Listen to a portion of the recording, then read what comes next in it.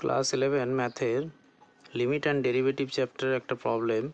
Find the derivative of x at x is equal to 1। এই derivative আমাদের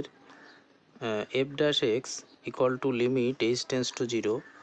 F of x plus h minus f x by h এই formula use করে করতে হবে। তাহলে এই ফর্মুলার সাথে যদি আমরা কম্পেয়ার করি তাহলে কী হবে, এক্সের ভ্যালু পুট করে দিই, এখানে এক্সের ভ্যালু কত রয়েছে 1, তাহলে F dash 1 is equal to limit H tends to 0 F of এক্সের ভ্যালু কত 1 plus H divided by H, আর এখানে মাইনাস এফ এক্সের ভ্যালু কত 1, এই হয়ে গেল।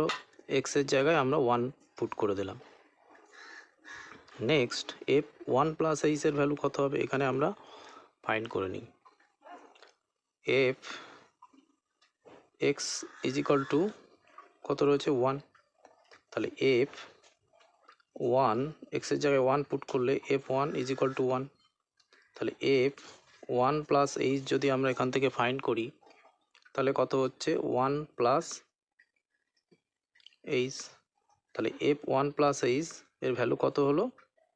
এফ 1 প্লাস এইচের ভ্যালু হয়ে গেল আমাদের লিমিট, তাহলে এখানে যা আছে লিখে দিলাম লিমিট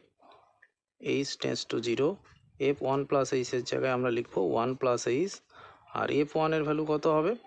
এফ 1 এর ভ্যালু হচ্ছে আমার 1, তাহলে মাইনাস এখানে 1 ডিভাইডেড বাই এইচ,